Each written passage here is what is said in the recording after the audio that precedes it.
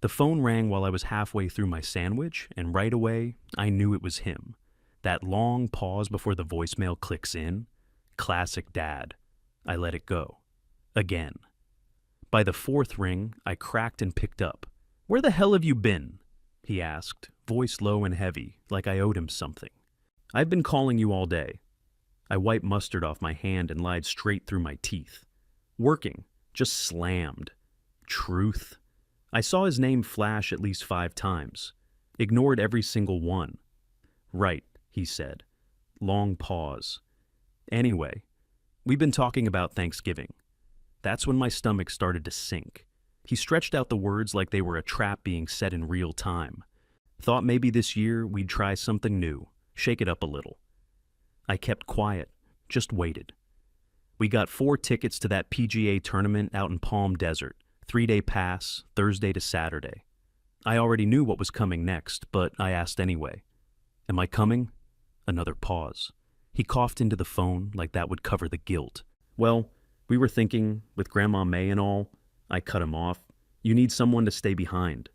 "She trusts you," he said fast. Too fast. "You know how she gets, and you're good with her. You've always been good with her." I stared at the crust of my sandwich. Appetite gone. "You're serious. She needs help. We can't take her with us. It's too hot out there. Too much walking. And you're the only one not really doing anything." "Not doing anything," I repeated. "You work from home. It's easier for you." Quick note before we keep going. Before listening, share which city or country you're watching from. He kept talking like I hadn't already checked out. "It'll just be for a couple of days. Friday morning, we'll call to check in. Maybe bring her something back, a souvenir or..." "I'm 42, Dad." "What does that have to do with anything?" "I'm not a live-in caregiver. I'm your kid, not your damn fallback plan." He didn't say anything. Just breathed into the phone like that was supposed to guilt me into saying yes. I didn't. He finally let out a forced little laugh. "You're overreacting. It's just Thanksgiving." No, it wasn't. It never was. I stared out the kitchen window while he droned on about tea times and desert sunsets. My knuckles tightened around the phone. I knew right then. He'd never even planned to invite me. He just wanted coverage. I walked straight to the sink, dumped the rest of my sandwich in the trash, and said, "Yeah, I gotta go." I set the phone down, but my hand hovered over it. I hadn't even taken 2 steps before I picked it back up and called him right back. He answered on the first ring. "Were you ever gonna ask me to do this, or just assume?" I said. No greeting, no fluff. "Come on," he sighed. "It's not that big a deal." "That's not an answer. You're the reliable one. We all know that." My jaw clenched. "Reliable? That's your excuse?" There was a pause. Then his voice dropped into that snippy, fake calm tone he always used when he didn't like being told no. "You know what your problem is? You always make everything about you." I rolled my eyes so hard it hurt. "Because I won't spend Thanksgiving spoon-feeding someone while the rest of you post poolside pictures? Yeah, I'm real selfish." This was supposed to be a nice trip, a break. Faith's been stressed, your mother's got that knee thing going on, and Thomas can hire a sitter if he wants time off. You all can. My voice came out low and steady. "You made a plan without me. You made a plan that used me, and now you're mad? I'm not just rolling over." He went quiet for a second, then came back with, "So what? You want us to cancel everything? I want you to stop treating me like the family sponge. You mess up the plan, I soak up the damage. Not anymore. You don't understand how hard this is on us." "Hard?" I snapped. "You're going to Palm Desert. This isn't a funeral. It's a damn golf vacation." "I shouldn't have called you," he muttered. "No, you should have called me sooner. Maybe before you booked the tickets. Maybe before you decided my Thanksgiving didn't matter." His silence said it all. I kept going. "Let me be real clear. Since you didn't feel the need to check with me first, I'm not doing it." He inhaled sharp like he was about to start a full-on rant. But I beat him to it. "If you expect me to be your caregiver, don't expect me to come back home again. Not for birthdays, not for holidays, not for anything." "You'd cut off your own family over this?" he asked, like I was the crazy one. I didn't flinch.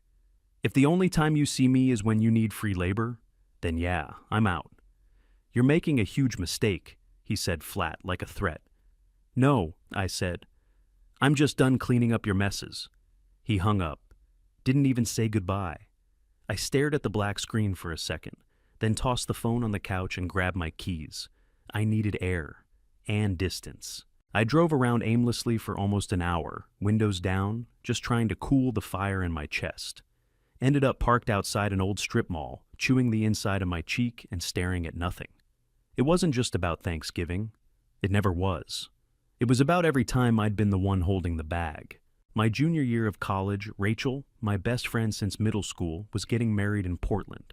I had the dress. I had the flight. I was supposed to give a toast. 2 days before the wedding, Mom called. Your dad can't take me. I have my appointment with the cardiologist and it's an hour away. I can't go alone. I offered to reschedule the flight. She said no. I needed to cancel the trip. So I did. Cried on the phone to Rachel. Watched the pictures roll in from Instagram. Said nothing to my family. And they never brought it up again. And there were a dozen smaller moments like that.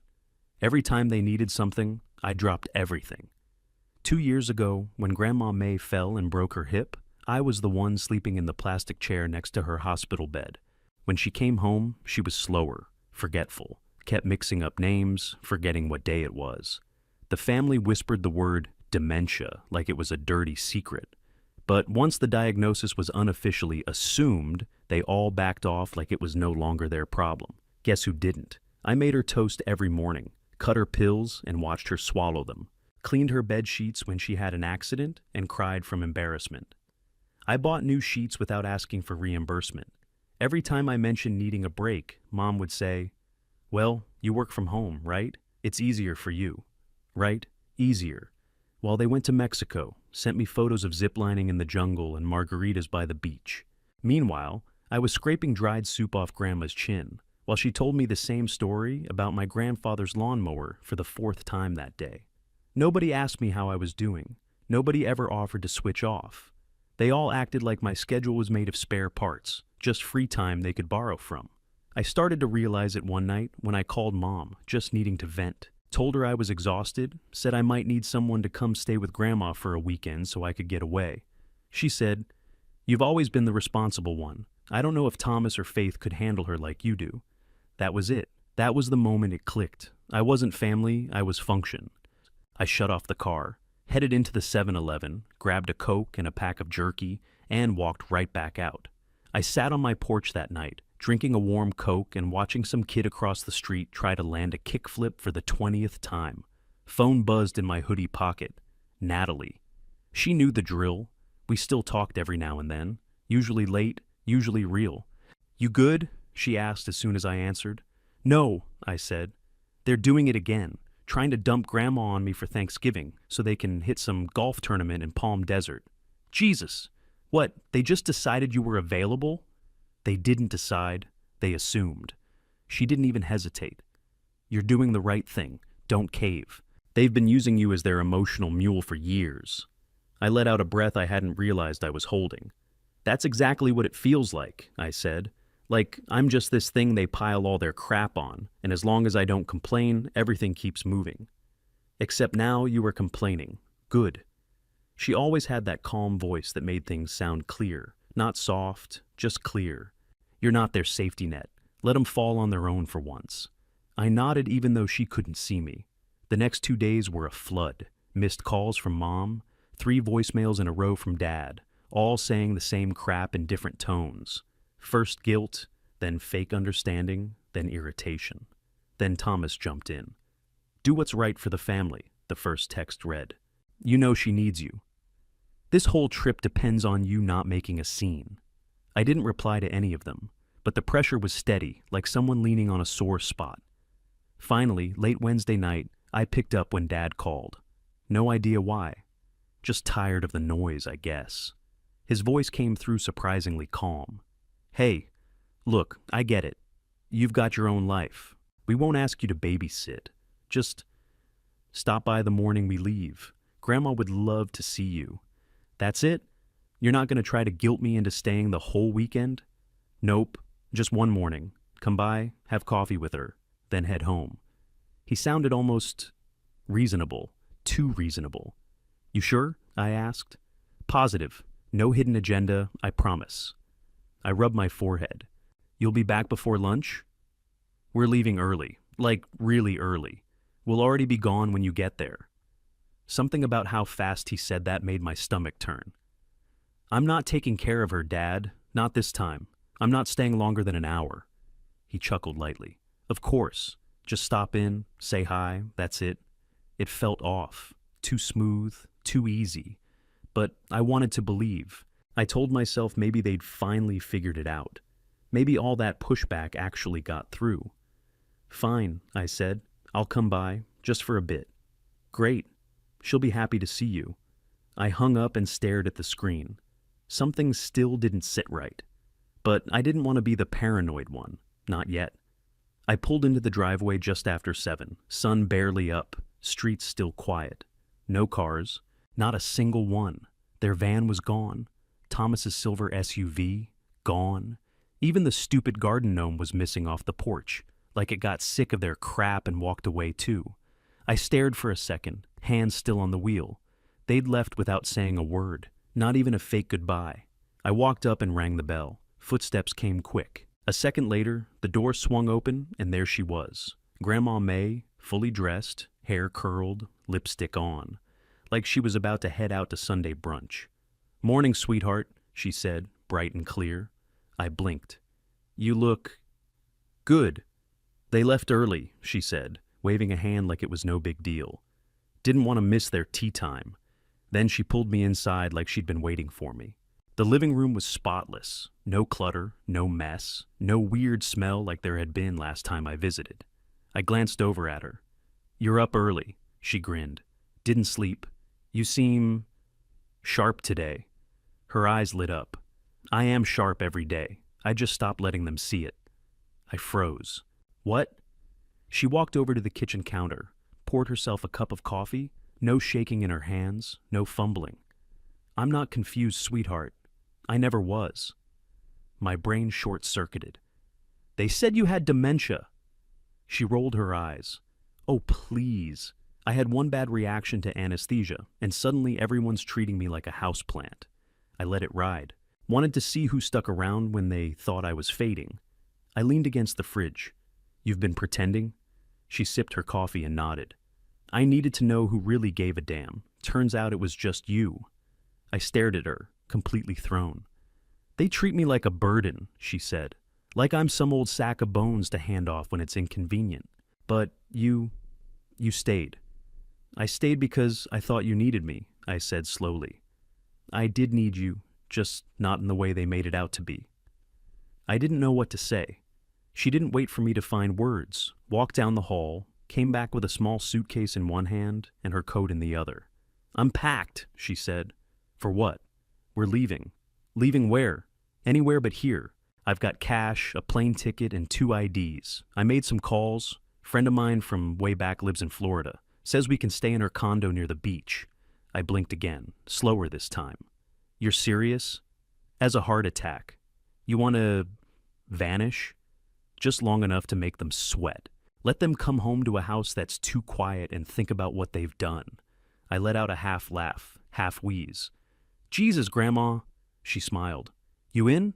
My heart was racing. Part of me wanted to say no, that this was nuts, that we were crossing a line. But then I pictured that blank spot in the driveway, that smug thanks for coming tone in Dad's voice. That list of times I'd been tossed aside like a backup plan. I grabbed the suitcase from her hand. Let's go. We headed toward the front door, but something on the dining table caught my eye. A folded sheet of paper, right in the middle, with my name written in Dad's blocky handwriting. I opened it. 3 pages, bullet points, times, notes. Breakfast at 8. 2 eggs, toast. Meds after lunch. 1 pink, 1 white, both with water. Keep her from wandering. Don't let her near the stairs. It was the instruction manual, like I was the hired help. I crumpled the pages, tossed them on the table, and grabbed my phone. Mom answered on the second ring, voice syrupy and fake. Sweetheart, how's everything? Cut it, I said. Where are you? A pause. We're just getting breakfast. Why? Don't lie to me. I'm looking at your note right now. What note? She said, playing dumb. The one with the 3-day schedule like I'm some caretaker you paid by the hour. You think I wouldn't notice you ditched her? She stammered. We didn't ditch her. We just... If you're not back here within an hour, I said, voice low, I'm calling Adult Protective Services. Silence. Then Dad's voice came through in the background, muffled but panicked. Tell him we're just at the entrance, he said. Mom's tone shifted fast.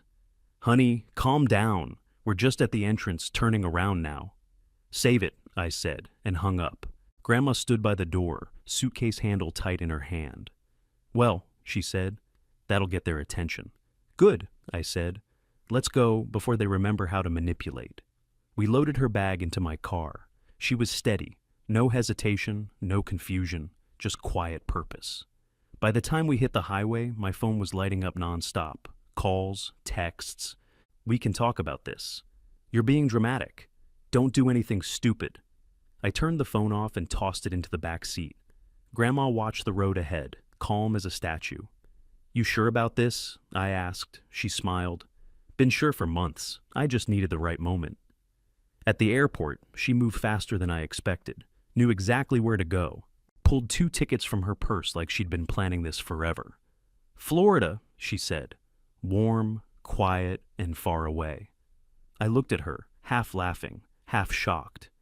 You're dangerous. She chuckled. You have no idea. While we sat at the gate waiting to board, she reached into her bag again and handed me an envelope. Open it. Inside was a copy of a legal document, her new will, my name at the top. What is this? I asked. It's what they were afraid of, she said. I've left everything to you. My condo, the savings, the stocks. I already met with a lawyer, and I've got medical documentation proving I'm fully competent. Grandma, that's... She raised a hand. Don't argue. This isn't payment. It's protection. They'll come after you when they realize I'm not as helpless as they want me to be. This makes sure you're covered. I looked down at the papers again, her signature, neat and strong, not shaky. She leaned back in the chair, satisfied. You were the only one who showed up when it wasn't convenient. That's who I want holding the cards. I didn't know what to say. My throat was tight, but I nodded. When they called our boarding group, we stood. Before we left, she grabbed a scrap of paper from her purse and scribbled something quick. What's that? I asked. Closure, she said. Later, after we parked near the gate, I doubled back to the house for one last thing. Left her note on the kitchen table, right where their stupid schedule had been. In big, even letters, it read, I'm not sick. I'm just done. A week later, we landed back in California, sunburned, relaxed, and about 10 pounds heavier from all the fried seafood. Grandma was glowing. The ocean air had turned her into a whole new person, awake, present, sharp as hell. I dropped her off at her condo, made sure she had food and her meds lined up, then headed home for the first time in days.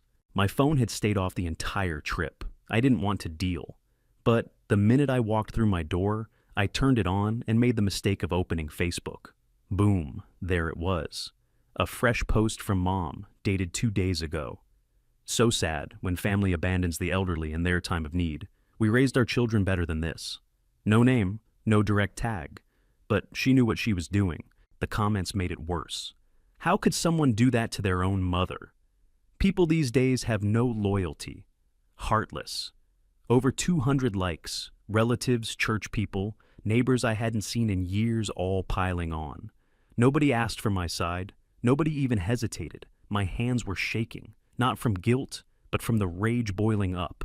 I opened a new post. My fingers moved fast. No filter. No sugarcoating. Let's get the full story straight.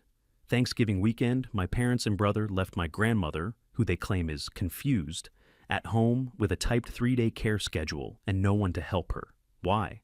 So they could go to a golf tournament. What they didn't expect was that Grandma isn't confused at all. She's sharp. She's tired of being treated like luggage. And she chose to leave. I have the note they left me. I have the texts. I have the voicemail from my mom pretending they were just at the entrance when I caught them lying. I have legal documentation proving Grandma is of sound mind and capable of making her own decisions. So if you want to talk abandonment, look at the people who left their own mother behind with a checklist. Not the person who gave her a way out. Screenshots attached, receipts included. I posted it and set the privacy to public. I wasn't hiding anymore. By morning, it had over 5,000 shares. Comments were rolling in faster than I could read them. Strangers writing things like, "This happened to my aunt. I was the only one who stayed too. Thank you for saying what so many of us are scared to. Your grandma is a legend." I kept scrolling until my eyes hurt. It wasn't just going viral. It hit a nerve. People started tagging their siblings, their parents, calling out the same quiet exploitation that had been eating me alive for years. Then the private messages started. Friends of the family. Extended cousins, a few even apologized for liking Mom's post. But most stayed quiet. My email pinged mid-afternoon. It was from Dad. Subject line, "Unbelievable. How could you humiliate us like this? You've destroyed our reputation. Faith is in tears. Your mother hasn't stopped crying." I read it 3 times and closed the window without replying. You know what I didn't see anywhere in his message? The truth. No denial of what they had done. Just outrage that people finally knew. I turned my phone on silent, stood up, and opened all the windows in the house. Let the air in. Let it all in. That night, I was pacing the kitchen, trying to let the wind and silence settle my head, when Grandma called. Her voice came through strong, no hesitation. "We need a lawyer," she said. "For what?" I asked, though deep down, I already knew. "To protect ourselves. They're not going to stop, not after that post." She wasn't wrong. Since the thing went viral, the phone hadn't stopped. Texts, emails. Even someone from the church messaged me saying I should repent for shaming my own family. "All right," I said. "Let's do it." Next morning, I met with a local family attorney, someone my old coworker had recommended. Her name was Rachel Weaver. Early 40s, sharp eyes, didn't waste time. I laid it all out. The abandonment, the fake schedule, the social media smear campaign, the fact that Grandma was being treated like she was mentally incompetent when she wasn't. She listened, took notes, then looked at me like we were already halfway through trial. "You've got a solid case. Harassment, defamation, elder neglect. Especially if you've got the proof you say you do. I've got screenshots, voicemails, timestamps, everything," I said. "And your grandmother is willing to testify?" "More than willing. She's pissed." Rachel smiled. "Then we start with cease and desist letters. Let's see if they come to their senses before we go nuclear." We sent the letters out that afternoon. One to Mom, one to Dad, one to Thomas and Faith.